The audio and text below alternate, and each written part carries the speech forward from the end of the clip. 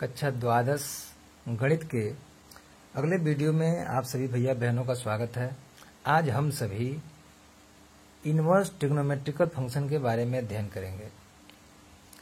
तो जैसा कि आप इसके पहले रिलेशन ऑफ फंक्शन के बारे में आपने स्टडी किया है और उसके इनवर्स फंक्शन क्या होते हैं उसके बारे में भी स्टडी किया है।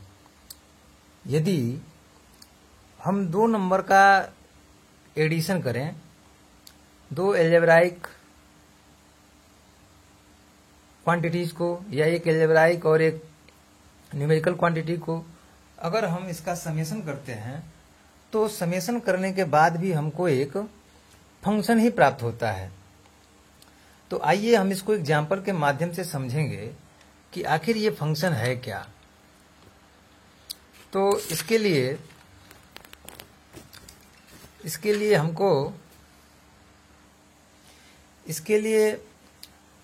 हमको एक एग्जाम्पल पर हम दृष्टिपात करते हैं। अगर मान लीजिए आपको रिलेशन ऑफ फंक्शन के बारे में बताया गया है और उसके इनवर्स फंक्शन के बारे में बताया गया है, तो आइए हम एग्जाम्पल लेते हैं कि यदि y बराबर 2x प्लस 1 है, तो हम यहाँ से देख रहे हैं कि जब हम x की डिफरेंट वैल्यूज लेंगे तो y की हमको डिफरेंट वैल्यू मिलेगी।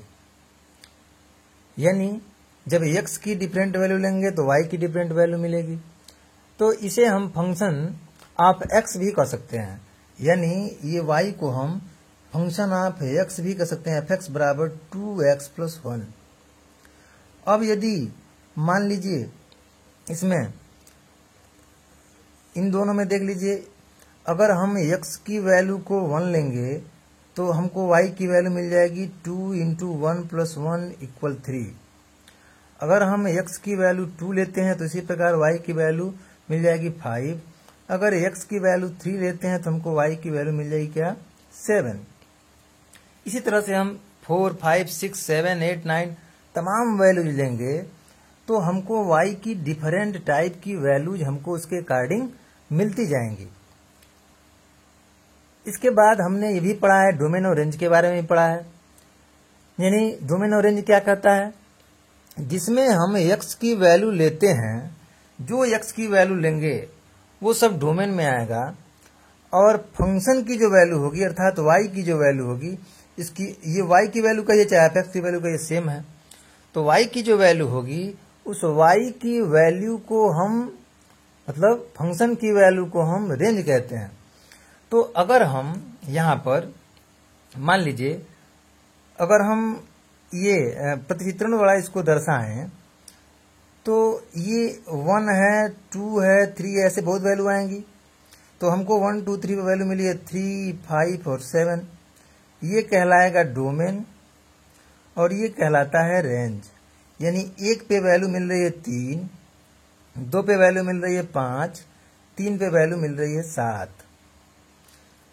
अब हम ये सोचते हैं कि क्या कोई ऐसा मेथड है कि जिससे हम इनवर्स में इसकी वैल्यू निकाल सकें। यानी जैसे मान लीजिए आपने x का मान 1 लिया है तो y की वैल्यू 3 आई है, इसके अकॉर्डिंग x की वैल्यू 2 लिया है, y की वैल्यू 5 आई, x की वैल्यू 3 लिया है, y की वैल्यू 7 आई। तो कहने का तात्पर्य यह है कि क्या हमारे पास कोई ऐसी वैल्यू है, चाहे कोई ऐसा मेथड है, जैसे मान लीजिए 1 रखा 3 आया, 2 रखा 5 आया, 3 रखा 7 आया, तो क्या हमारे पास कोई ऐसी प्रोसीजर, ऐसा मेथड डेवलप है जिसके द्वारा हम 3 रखें तो 1 मिले, 5 रखें तो 2 मिले, 7 रखें तो 3 मिले। तो हम उसके ऊपर चर्चा करते हैं और जब इस प्रकार से यानी कि 3 रखने पर 1 मिलेगा, 5 रखने पर 2 मिलेगा, 7 रखने पर 3 मिलेगा, तो यहाँ पर हम देखते हैं कि जब इस तरह के सिचुएशन पैदा होंगे तो उसी को हम कहते हैं इनवर्स फंक्शन। और इनवर्स फंक्शन को लिखते हैं, इनवर्स फंक्शन को हम f इनवर्स x से रिप्रेजेंट करते हैं। अब f इनवर्स x को हम कैसे ये करेंगे, तो यहां से अगर आप x की वैल्यू निकालो यहाँ से तो x की वैल्यू हो जाएगी y, और इधर जाएगा तो -1/2, यानी यहां से हमको x की वैल्यू मिल जाएगी y -1/2। अब इसी रिलेशन में, ये जो रिलेशन हमको मिला हुआ है, इस रिलेशन में जब हम y की जगह हम 3, 5, 7 रखेंगे तो हमको ये वैल्यू मिल जाएगी। इसे y की जगह पे मान लीजिए 3 रखा तो 3 - 1 यानी कि 2/2, 1 वैल्यू मिलेगी, 3 पे 1 है। y की जगह पे 5 रखेंगे तो 5 - 1 यानी 4/2, तो 4/2 की वैल्यू 2 हमको ये मिल जाएगी। ऐसे 7 रखेंगे तो हमको 3 वैल्यू मिल जाएगी।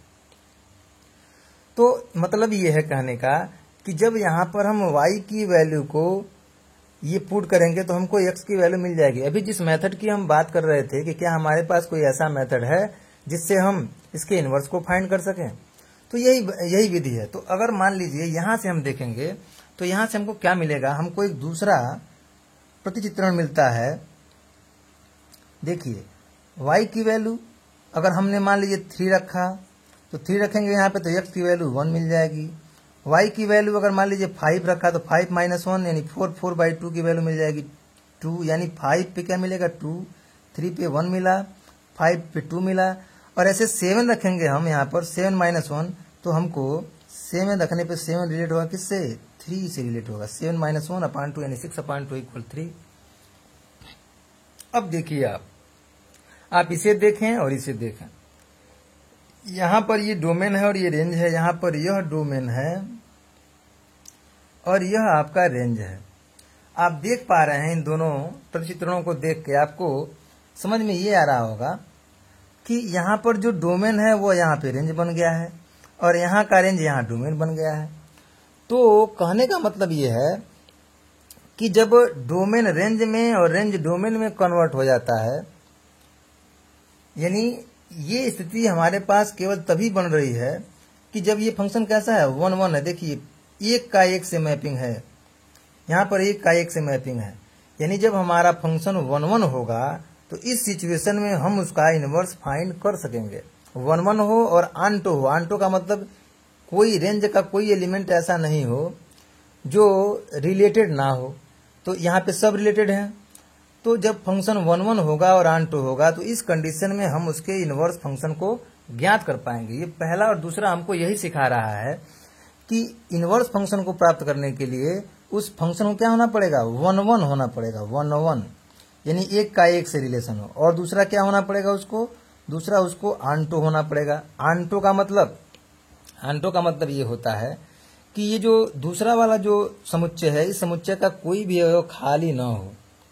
यानी हम ये कह सकते हैं कि क्या होना चाहिए, 1, 1 का मतलब इसको हम दूसरी भाषा में कहते हैं इंजेक्टिव और इसको कहते हैं सरजेक्टिव, और इन दोनों को मिला के कहते हैं, इन दोनों को मिला के नाम देते हैं बाइजेक्टिव। यानी किसी भी फंक्शन का इनवर्स फंक्शन तभी ज्ञात हो पाएगा जब वो फंक्शन क्या हो, बाइजेक्टिव। बाइजेक्टिव का मतलब क्या हुआ कि उस फंक्शन को 1, 1 भी होना पड़ेगा और आंटो भी होना पड़ेगा। अब इसी परिप्रेक्ष्य में हम ट्रिग्नोमेट्रिकल जो फंक्शन है अब उसको हम रिलेट करेंगे कि हम कैसे ट्रिग्नोमेट्रिकल फंक्शन को चेक कर पाएंगे कि कौन ट्रिग्नोमेट्रिकल फंक्शन 1, 1 आंटो है, क्या हम उसका इनवर्स फाइंड कर सकते हैं, नहीं कर सकते हैं।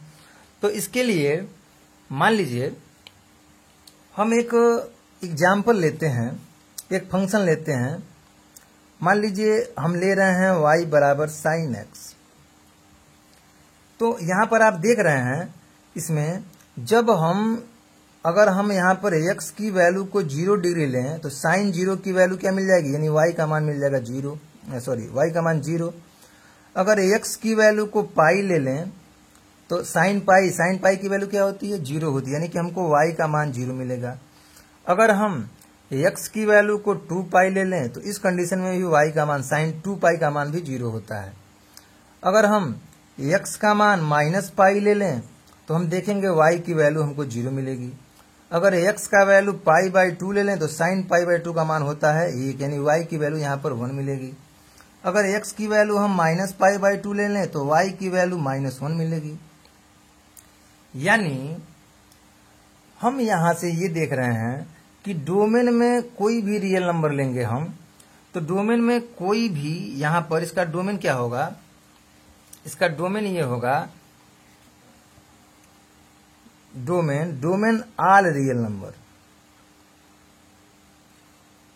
और जो इसका रेंज होगा वो -1 से लेके 1 तक वेरी करेगा, यानी क्लोज्ड इंटरवल में -1 और 1। मैंने क्लोज्ड क्यों लिया, क्योंकि इसमें -1 भी है और 1 भी है, -1 और 1 के बीच की सारी वैल्यूज भी हैं और ये दोनों वैल्यू भी है, इसलिए हमने क्लोज्ड इंटरवल को लिया है। तो अगर यहाँ पर आप इसके परिप्रेक्ष्य में मैपिंग का निर्माण करते हैं, मान लीजिए ये हमारा डोमेन हो गया और ये हमारा रेंज हो गया। अब देखिए डोमेन में हम क्या लिए हैं, 0, पाई, 2 पाई, -पाई, पाई/2 और -पाई/2। 0 पे वैल्यू क्या मिल रही है, 0। पाई पे क्या मिल रही है, पाई पे भी 0 मिल रही है। 2 पाई पे क्या मिल रही है, 2 पाई पर भी 0 मिल रही है। -पाई पे क्या मिल रही है, इस पे भी 0 मिल रही है। पाई/2 पे क्या मिल रहा है, 1 मिल रहा है, और -पाई/2 पे क्या मिल रहा है, -1 मिल रहा है।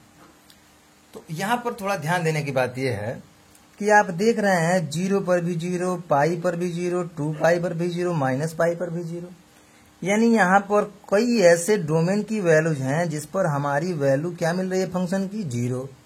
तो जब कई को मिलके एक से संबंध रखते हैं तो ऐसे मैपिंग को कहते हैं many one mapping, many one mapping. यानी यह प्रतिचित्रण क्या हुआ, यह प्रतिचित्रण हुआ आपका मेनी वन मैपिंग। और अभी आपको बताए हैं हम कि हमारे पास जब कंडीशन ये हो, जब फंक्शन 1 हो और आंटो हो, तो इस कंडीशन में हम किसी फंक्शन का इनवर्स फंक्शन ज्ञात कर सकते हैं। यानी इसको क्या क्या होना चाहिए, फंक्शन को 1 होना चाहिए और आंटो होना चाहिए। तो यहाँ पर आप देख रहे हैं इसमें यह जो मैपिंग है ये 1 नहीं है, यह मेनी वन है। आंटो तो आपको दिख रही है क्योंकि सारे एलिमेंट कनेक्टेड हैं, ये रेंज के सारे एलिमेंट कनेक्टेड जरूर हैं, लेकिन हम ये देख रहे हैं कि यहाँ पर ये 1 मैपिंग नहीं है। कौन मैपिंग है, मेनी वन मैपिंग। तो इसका मतलब ये हुआ कि हम y बराबर साइन x का इनवर्स इसका एग्जिस्ट नहीं कर रहा है। y बराबर साइन x का इनवर्स एग्जिस्ट नहीं कर रहा है, क्योंकि ऊपर के जो दोनों कंडीशन थे, ये बाइजेक्टिव वाला 1 कौन कौन कंडीशन, 1 और दूसरा आंटो। तो आंटो तो फॉलो अभी इसमें कर रहा है, लेकिन 1 फॉलो नहीं कर रहा है। इसका मतलब y बराबर साइन x का इनवर्स एग्जिस्ट नहीं होगा, क्योंकि ये कंडीशन फॉलो नहीं हो रहे हैं। तो इसका मतलब हमको साइन x को 1 में चेंज करना पड़ेगा। किसके लिए, इनवर्स फंक्शन के लिए।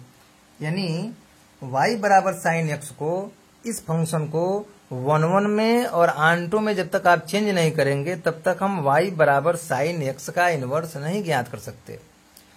तो मेरे कहने का भाव ये है कि ट्रिग्नोमेट्रिकल फंक्शन में इनवर्स ट्रिग्नोमेट्रिकल फंक्शन बनाने के लिए हमको ये 1 और आंटो, इस मैपिंग को हम मतलब किसी फंक्शन को, किसी ट्रिग्नोमेट्रिकल फंक्शन को जब तक हम 1 और आंटो के रूप का नहीं बनाएंगे तब तक हम उसका इनवर्स नहीं ज्ञात कर सकते।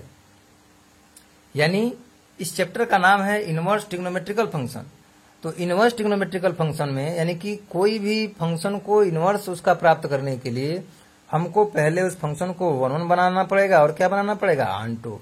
यानी हम इस चैप्टर में ये अध्ययन करना चाहते हैं और ये अध्ययन करेंगे कि किसी भी फंक्शन को इनवर्स फंक्शन प्रोड्यूस करने के लिए 1 और आंटो होना पड़ेगा। अगर 1 आंटो नहीं है तो उसको बनाना पड़ेगा। जब तक 1 आंटो नहीं होगा तब तक हम उसके इनवर्स फंक्शन को ज्ञात नहीं कर सकते।